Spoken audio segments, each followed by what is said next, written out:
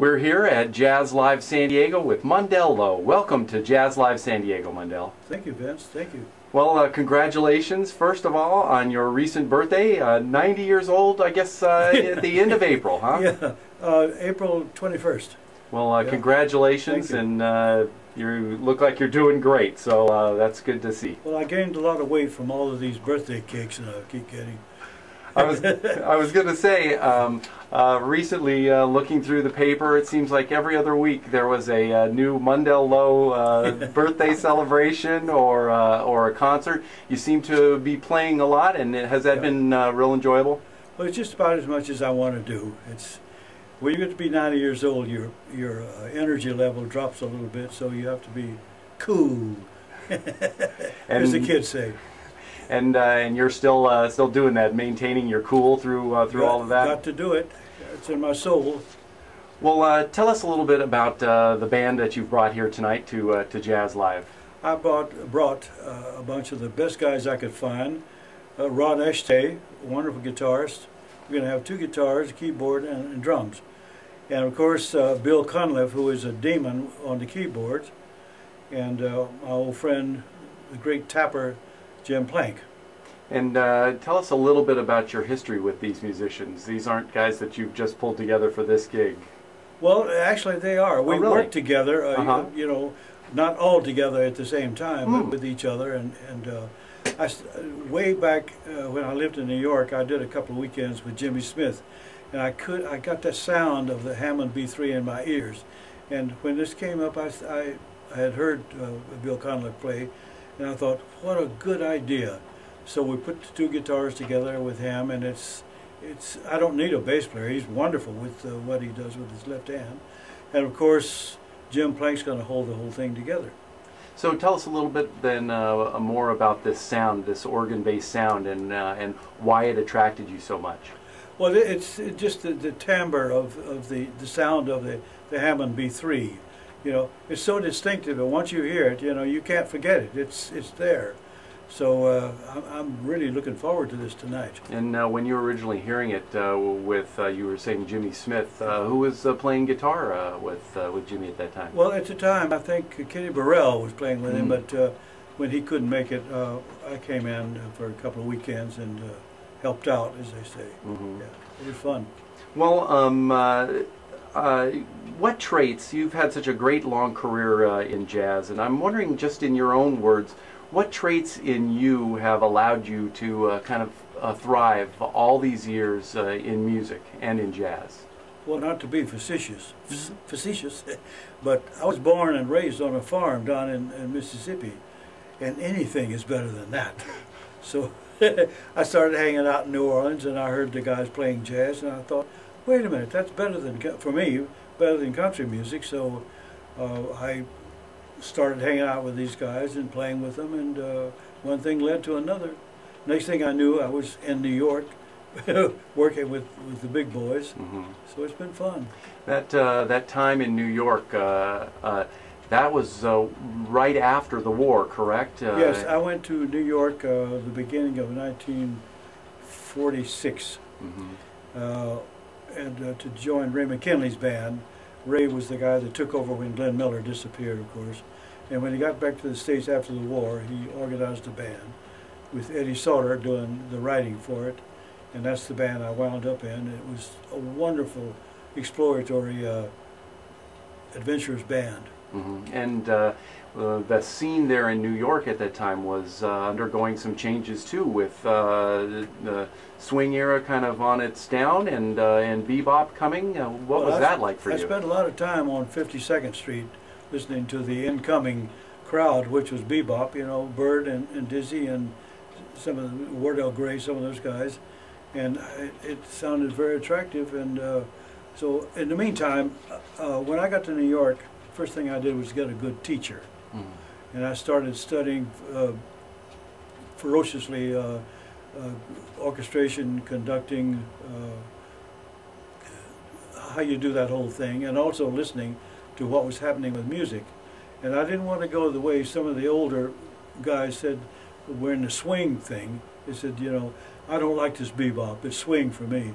Well, that's one thing, you know, but you got to progress if you're going to stay in this business and do what your ears tell you. Well, that seems to be a very familiar thing with you, in that you have progressed and you actually even branched out. And I was kind of struck by you talking about how you dug in and learned not just playing. You weren't just woodshedding. You were actually doing writing and composition and those things. What really drove you to do that part of music?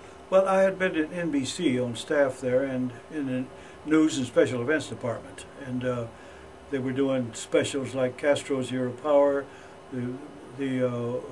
something about baseball, the marriage rackets, those things that lasted for an hour back in those days. And so I had to score those shows. So that's somewhere along the line. I went out to California with my family to spend Christmas, and I ran into Jackie Cooper, who gave me a job at Screen Gems as a composer. So it was kind of as simple as that. So I stayed there for 9 years. Mm-hmm. I was wondering about that period when you were in New York, which seemed like the jazz capital of the world, and still kind of does. But then to move to Los Angeles seemed like kind of getting out of that main jazz scene and coming to Los Angeles. But that was driven by some other things, like a new job and work in other fields, right? Not only that, but I saw that things were dying in New York, jazz-wise, and they had gone down to just 2 or 3 places that you could play. And I thought about this very carefully. I've always tried to be a little bit of a businessman. You know, the kicks are one thing, but at the end of the day, you have to take some rubles home in your pocket. Mm-hmm. So that's what, when this job was offered to me at a pretty good salary, I said, of course. Mm-hmm. I wanted to go back and touch on something that I didn't quite get to before. Is before you came to New York and when you were in training in World War II, that experience there, and I'm not exactly sure it was down south, but it was in an army or in a military that was still segregated. But you had the opportunity to hear music that was being blended at that time too. Well, I was in the army with this was the Camp Plachet, just outside of New Orleans. I was in the army with a fellow named John Hammond, of fame, you know, Count Basie, Charlie Christian, Mary Lou Williams, and we kind of took to each other. And he said, you know, there's a black battalion across the street here with some guys in it, like Buck Clayton, Lester Young, people like this. And he says, I'm going to organize a jam session at the Officers Club or the Enlisted Men's Club for Saturday afternoon, and start putting things together. Well, he didn't have any sweat because, you see, he had a lot of juice. John Hammond's grandmother was Mrs. Vanderbilt. So he had going in, he never took advantage of that, but when he needed it, he would throw that name up there and people would back off quickly. So that's how we got involved. I met all these people. We played together. We loved together, you know. It was just great. Were you hearing some new things that you hadn't heard before when you were exposed there? Well, yeah, because being in the Army, coming from the South, you know, Dixieland was kind of what I was doing in New Orleans, and coming from the South, it's either country or Dixieland. All of a sudden, I'm talking to the greatest swing players that there ever was. So I started listening very heavily to them, and I decided that's where it is, at least for the time being. Right. Another part of your career that is totally noteworthy is your accompanying vocalists and singers, and that seems to be something that has been a mutual love. They love having you, and you seem to really thrive in that environment. Tell us a little bit about how you got involved in that, and some of the things that brings out in you and your playing. Well, the way that whole thing started, I was, as I said before, at NBC, and in those days they'd have these little radio shows, 15 minutes, with various girl singers or boy singers, and some of them wanted to sing with the guitar as opposed to the piano, just to break up the flavor of everything. So I got into that, and I realized that, for instance, I would be given an assignment. We're going to do such a tune on Monday on the 5 o'clock show. Well, I'd take that music home, and I'd not only learn the music, but I would learn the words. Because if the singer live on the air happens to skip a beat, I can catch her because I know where she is or he is. Mm-hmm. So that kind of grew into the accompanying thing. And I think one of my most memorable times was a CD I made with Sarah Vaughan, George DeVille and I, called After Hours. An interesting thing, that record was made way back at the end of the 50s. Now, I do seminars and things like this at the colleges and schools of music, and I've discovered that in many schools they use that record as how you should listen, how you should sing a song, and how you should accompany a song, which completely surprised me. Well, what an honor to have that as part of your legacy. Well, if it helps them, I'm all for it. Excellent. So I'm wondering if you can share with us some artists that you might not have had the opportunity to work with yet, that you might. Have you had that thought about, you know, what's on your bucket list of musical things to do in your life? Well, back in the New York days, you know, I worked with all the guys and the gals, you know, and when I got to California, I discovered that there's some good guys out here too. So one thing just led to another, and I'm very happy working with them. You feel like you've gotten to do. Well, you grow when you work with people that are saying something different. You know, you keep your ears open and you listen, and you take that as a lesson, and take it home with you. Have there been any artists that you've wanted to work with that you now won't have the opportunity? Not too many. Really? Not too many.